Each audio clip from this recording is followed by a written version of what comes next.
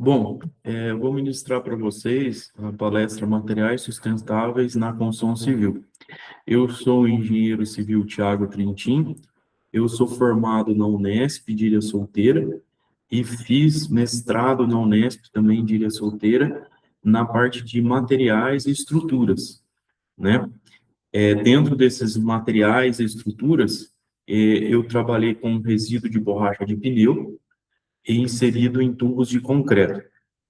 Além disso, hoje, né, eu estou com o doutorado parado, mas eu estou fazendo o doutorado em materiais também, na física, lá em Ilha Solteira, e a gente está estudando a cinza do bagaço de cana. Então, são dois materiais sustentáveis aí que o grupo de pesquisa, Materiais Alternativos de Construção, encabeçado pelo professor Jorge Akazaki, né, professor doutor Jorge Akazaki, eles estudam, tá? Bom, antes da gente dar início, né, nos materiais, a gente tem que ir um pouquinho para a motivação, né, o porquê estudar esses materiais. A primeira coisa, voltando um pouco aí, né, nas aulas de biologia, nas aulas de sistemas, né, de sistemas que a gente fala de ecologia, a gente tem os ecossistemas. Então, esses ecossistemas são as interações entre todos os animais que existem, né? A nossa flora intestinal, ela é um ecossistema. Você tem toda aquela biota, então isso é um ecossistema. O ecossistema urbano é um tipo de ecossistema.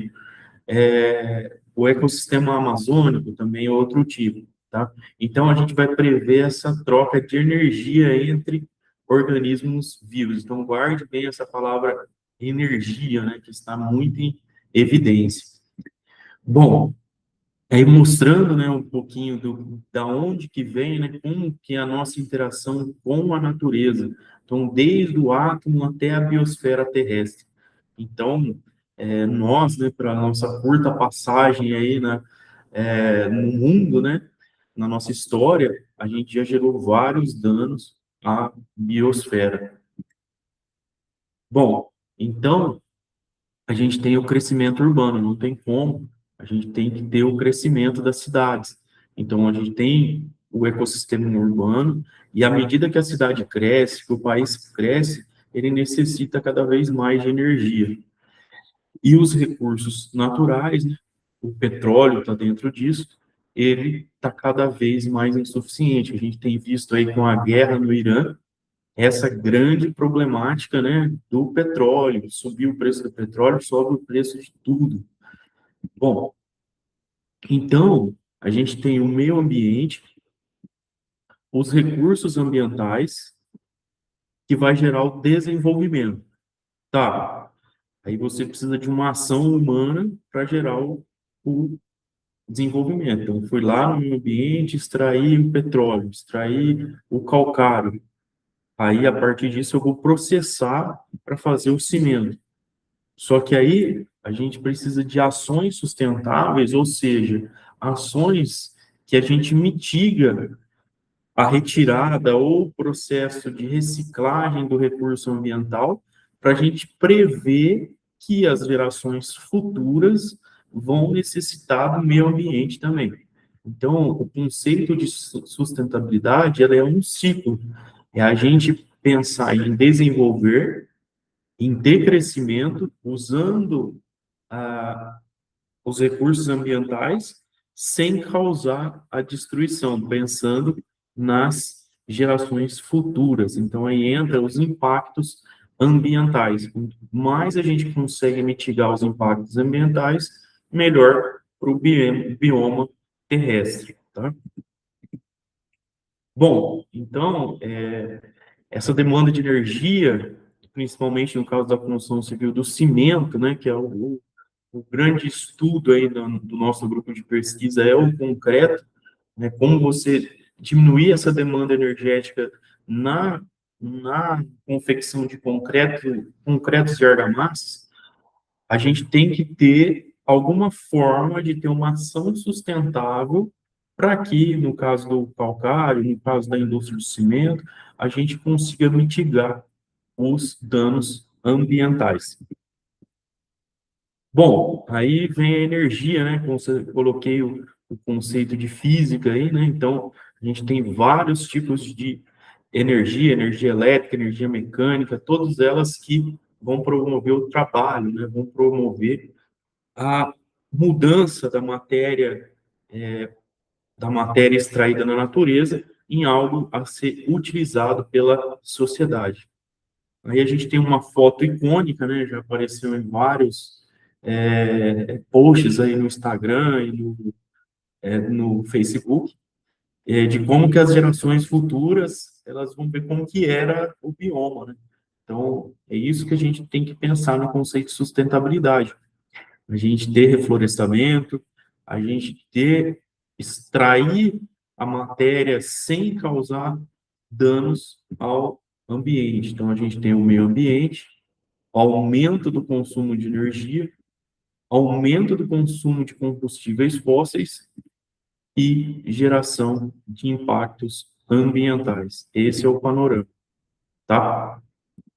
E a energia incorporada no material de construção. Então, a energia incorporada a gente vai ter desde a extração, né, corte das árvores ou na extração do calcário, né, no transporte entra o petróleo, na manufatura entra a energia elétrica, principalmente, e na construção, no desperdício, no uso dos materiais, né? Então, a gente vai ter o ciclo de vida de todo esse processo, e aí entra a política dos 3 Rs, né? Reciclar, reutilizar. Então, na forma de descartar essa nova matéria que a gente gerou, né? O lixo que a gente gerou, transformar o lixo em resíduo.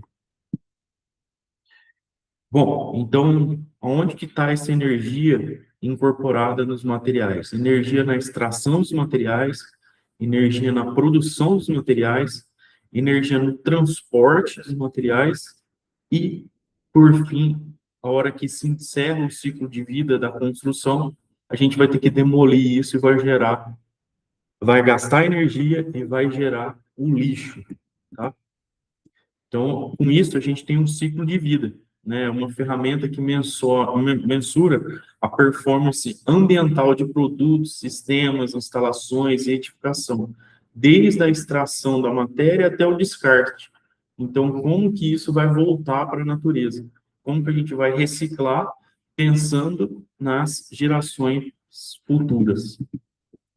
Então, vem o outro conceito de energia, né, que permite distinguir entre o tanto que você contribuiu de energia da natureza e o tanto que teve de ação humana. Então, procura distinguir a parcela da energia para produzir um material que advém de fontes renováveis e fontes não renováveis. E aí vem as formas da gente poupar esse gasto de energia. Então, redução de energia não renovável, o petróleo está nessa, né? Queima é, de carvão está nisso daí. Diminuição de perdas de energia durante o uso da edificação. Então, outras formas de você ter conforto térmico sem ficar usando o ar-condicionado, um exemplo. Formas diferentes de transportes materiais. Então, hoje a gente já vê alguns caminhões elétricos, né? E melhora das formas de descarte, que é o que a gente vai ver aí, um dos tipos de resíduo que a gente tem e que pode ter esse resíduo reciclado. Então, inserido nesse panorama entra a nossa motivação do estudo, né? Então, primeiro, transformar o lixo em material de construção. E segundo, utilizar energias renováveis, como um exemplo, a energia solar. Bom, a construção civil, ela gera inúmeros resíduos, né? A indústria alimentícia também gera inúmeros resíduos. Então, só um minutinho aqui que eu acho que caiu. Deixa eu só ver aqui.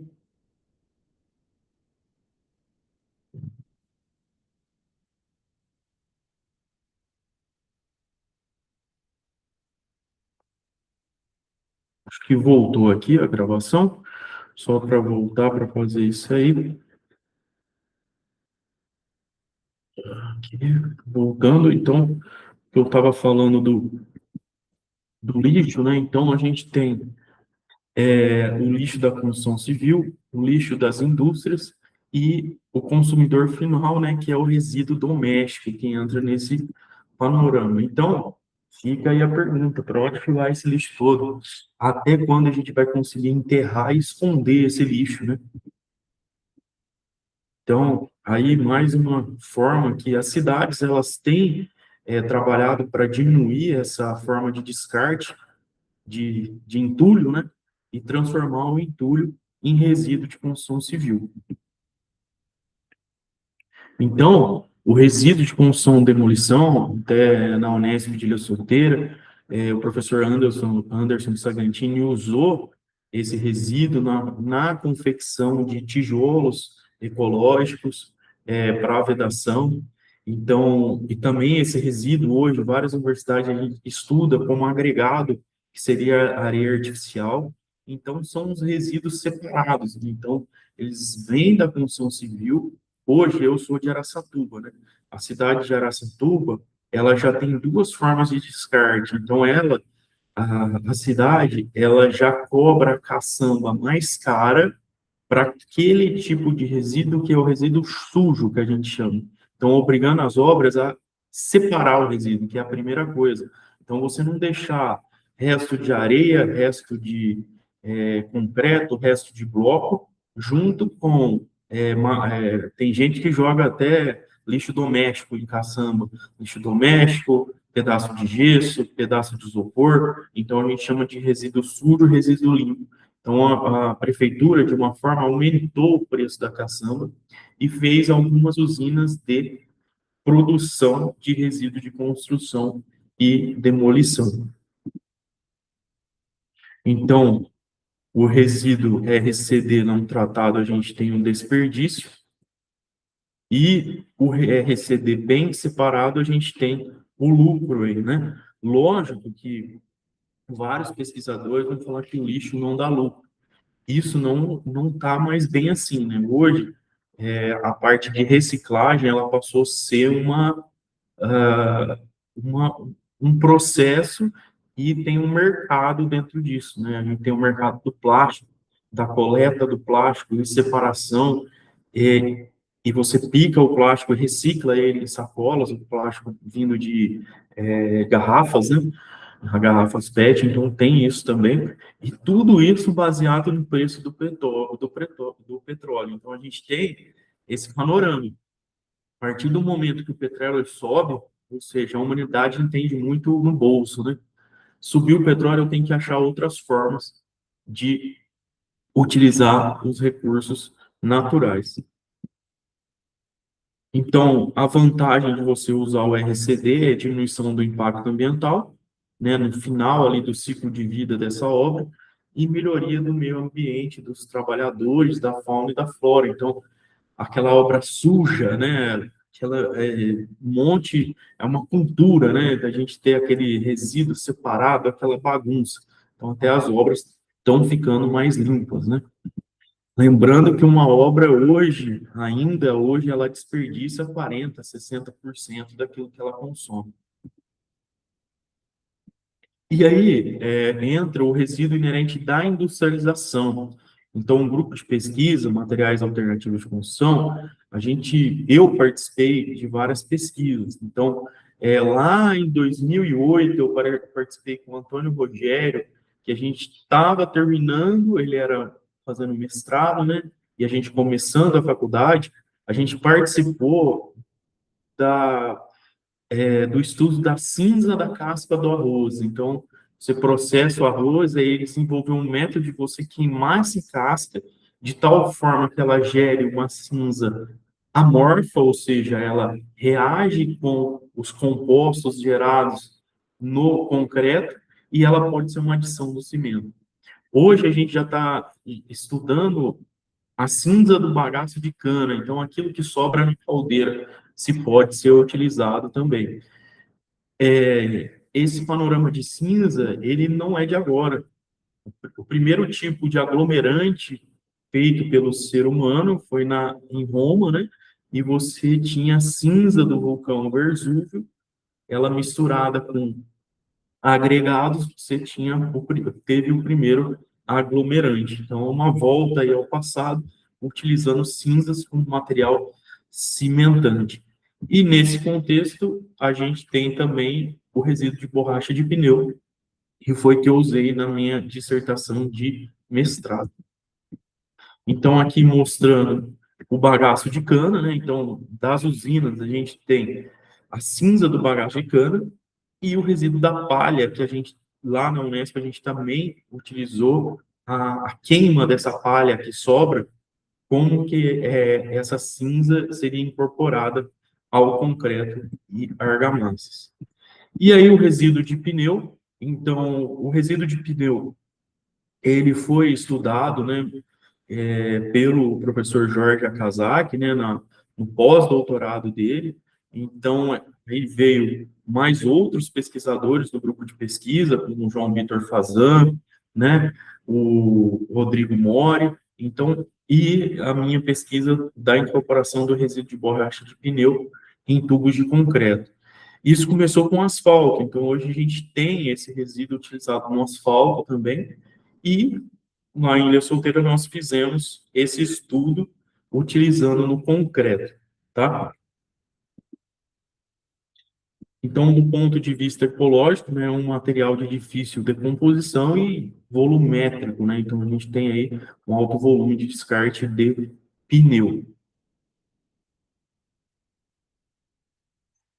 O resíduo, né, ele proporciona, e a gente chegou, né, que ele proporciona maior capacidade de deformação, aumento da tenacidade, diminuição das fissuras no estado endurecido, porém, o ganho de resistência deve ser verificado. Então, o resíduo que a gente usa, ele é da recauchutagem. Então, é aquele resíduo da recauchutagem, que é o mesmo que é utilizado no asfalto. As indústrias, elas raspam o pneu para fazer a recauchutagem e sobra esse pó. Então, o professor Jorge, na sua pós-graduação, ele chegou numa granometria que não oferecia perda de resistência ao concreto. E por que que o professor Melgens, né, que também é do grupo de pesquisa, é mais da parte estrutural, por que que ele coloca que o ganho de resistência deve ser verificado? Por quê? A gente ainda não consegue trabalhar o resíduo de borracha sozinho no concreto. Ah, eu posso fazer uma laje armada com resíduo de borracha? Não. Ela tem que ter malha de aço, e esse resíduo ele vai proporcionar um ganho no estado de fissuração. Então, ele não é dimensionado. Então, eu não consigo dimensionar, se eu colocar tanto de resíduo, eu posso reduzir um tanto de ácido. Ainda não, porque ela é uma fibra de baixo módulo de elasticidade. Tá? Mas, por exemplo, para efeito térmico, para efeito de estrutura a ser deformada, para efeito de controle de momento de fissuração em concreto protendido, né, de abertura de fissura, então tudo isso ela pode ser utilizada como uma adição, né? Bom, e aí qual que foi o pulo do gato aí, né? O segredo. Então, esse segredo, né, para os outros pesquisadores usarem também está nas publicações, é a separação. Então, a gente chegou que o resíduo ele tem que ser peneirado, e se ele for usado em 3 granometrias específicas, ele dá maior ganho no concreto, como adição, tá? Então, o resíduo que passa na peneira de 6,3 milímetros, o que passa na peneira de 2,38 milímetros, e o resíduo que passa pela peneira de 1,19. Então, a gente peneira, então, desse 6,3 para baixo é utilizável, e é o que vai dar o maior ganho de resistência, entre aspas, aí a gente pode falar, que seria o ganho no estado endurecido. O que, que seria esse ganho no estado endurecido? Maior, a gente vai ver nas próximas figuras.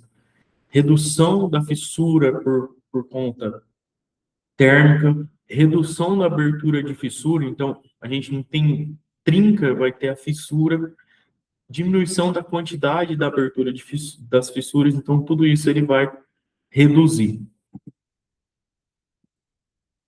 Bom, no final, depois que a gente peneira, a gente tem que remisturar esse material.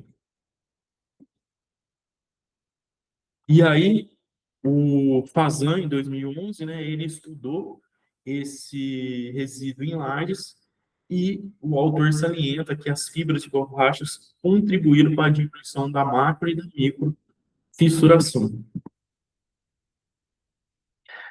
Aqui mostrando um modelo sem o resíduo, então uma abertura, uma trinca maior. Então aqui ele foi usado em vigotas de laje, né? Então, como adição e substituição da areia.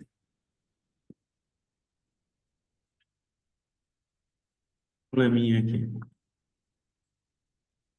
E aqui mostrando com adição do resíduo. Então, por exemplo, a gente vê na figura da esquerda a maior abertura de fissura, né? E na direita, a menor abertura de fissura com o resíduo de borracha.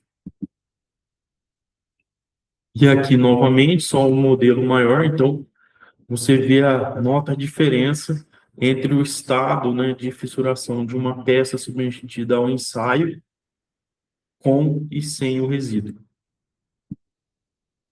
Então, isso daqui que eu falei, então a gente tem fibras de baixo módulo de elasticidade e fibras de alto módulo de elasticidade. Então, hoje, a gente tem o radier com fibras, o tubo de concreto com fibras de aço. A gente não tem ainda uma norma que especifique um tubo só com fibras de borracha. Então, isso precisa de mais estudos de resistência. Então, a borracha, no meu ponto de vista, no futuro, ela vai ser usada como uma adição no concreto. Então, aquela empresa que vai fazer paver ou vai fazer laje, capa de laje, vamos colocar borracha para diminuir, retardar esse padrão de fissuração, quando a retração, como carga cíclica e assim se vai. Ou tubo de concreto, quando o tubo de concreto ele não pode ter microfissura, não pode ter vazamento, então maior estanqueidade. Então, nesse sentido, a fibra de baixo módulo da cidade ela vai ser utilizável. Bom, falando um pouquinho agora da matriz energética, para a gente fechar a palestra, né? Então, hoje, né, eu sou sócio proprietário da Integra Mais, Engenharia e Arquitetura, e eu já fiz vários laudos para a capacidade de carga de telhado para colocar a placa solar. Então, a placa solar, ela gerou todo um mercado, né? Ela foi prejudicada ultimamente por conta de algumas legislações, né? Mas ainda gera um mercado e o Brasil tem muito aí a oferecer em termos de solar. E a parte eólica, né, que também no Nordeste a gente tem, então outras formas de você obter energia. Além disso, a gente tem o etanol e o óleo de mamona, então esses dois combustíveis aí que a gente pode usar para poupar energia no transporte, na parte de industrial, que seriam combustíveis renováveis. E a troca do sistema viário, né, pessoal? Hoje a gente investe muito pouco em hidrovia e ferrovia. E aí o caminhão, né, que é muito difundido e gasta muito petróleo. Bom, então a troca do sistema viário ele também ofereceria ganhos, né? Não só a parte dos materiais, mas a troca do sistema viário também oferecia ganhos. Bom, as considerações finais. O resíduo inerente à produção dos materiais, tanto na construção civil quanto na indústria, são abundantes, então tem muito resíduo para a gente estudar ainda. Redução, reutilização e reciclagem dos resíduos é extremamente necessário para a manutenção do meio e do panorama sustentável. E o estudo da reutilização de resíduos da indústria incorporada no material de construção civil é uma possível solução. Então, a borracha, a cinza do bagaço de cana, eles estão aí para serem estudados e utilizáveis. Bom, agradeço aí a todos pela compreensão. Deixo aí meu e-mail, meu telefone. Estamos aí para auxiliá-los.